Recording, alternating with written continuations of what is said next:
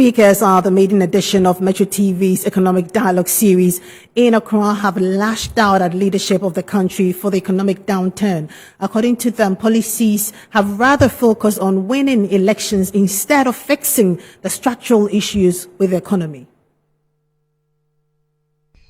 The World Bank Africa Plus report ranked the Ghana cedi as the worst performing currency in Africa since the beginning of the year. It has depreciated by 60% against the US dollar. Over 25% of that loss has come in October alone, while the decline has accelerated at its sharpest rate since it was redenominated 15 years ago. This and other challenges with the economy has caused the government to seek help from the International Monetary Fund. At the Metro TV Economic Dialogue series, which brought together seasoned economists and industry players to discuss the cedi, an economist, Dr. Sam Ankra, questioned the impact of leadership on the cedi. Who are our leaders? Is it the political establishment in these countries or individual politicians? Are they acting alone or with complicity with others? My key message for our country to succeed is economists and industry captains must provide leadership in charting new economic paradigm which will enable Ghana and Africa to take its destiny into its own hands. A senior lecturer at the University of Ghana Business School, Dr. Ejapoma Jakedakun, corroborated the role of leadership in the strengthening of the cedi. According to her, the One District, One Factory initiative has not served its purpose and called for a concerted effort. I think we need like a concerted effort. Everybody has a role to play. The General Secretary of the General Agricultural Workers Union, Edward Kariwe, said leadership policies have not been favorable.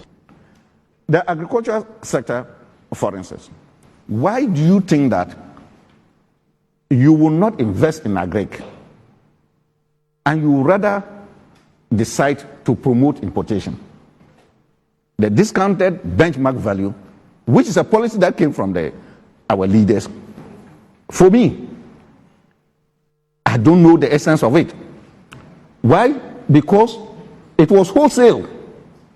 You can give benchmark value to imports that you don't have capacity to produce, or imports that are very essential and you don't have them.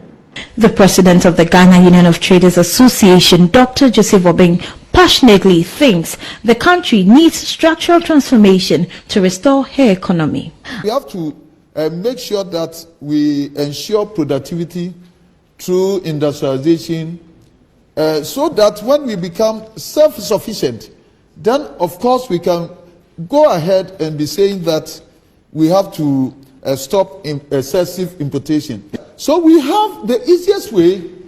The bulk of importation that is done is being done by the multinationals, the China malls and all that. So all that we have to do is to use our investment laws to drive this excessive importation, to drive these foreigners into more preferred areas of manufacturing. An economics lecturer at the University of Ghana, Dr. Edu Owusu-Sakwade, lashed out at political leaders for their extreme focus on elections. Saying that do ABC, when the politician looks at it, he says, no, if I do ABC, though it may yield economic resource, but I may lose the next election.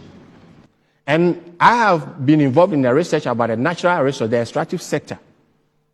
Botswana government is commanding 55% in the extractive sector. The Nigerian government is commanding 51% of the extractive sector. Ghana's government is commanding only 16% of the extractive sector.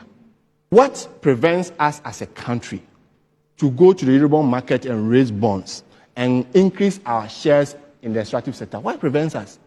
The contract that we have signed is giving us 10% of the economic rent, the contract. So it comes back to your question about leadership. Right. Who are those who went to sign the contract? Right. They should come and answer these questions. Right. The program was under the theme, Fixing the Ghana Cedi, Key to Sustainable Growth.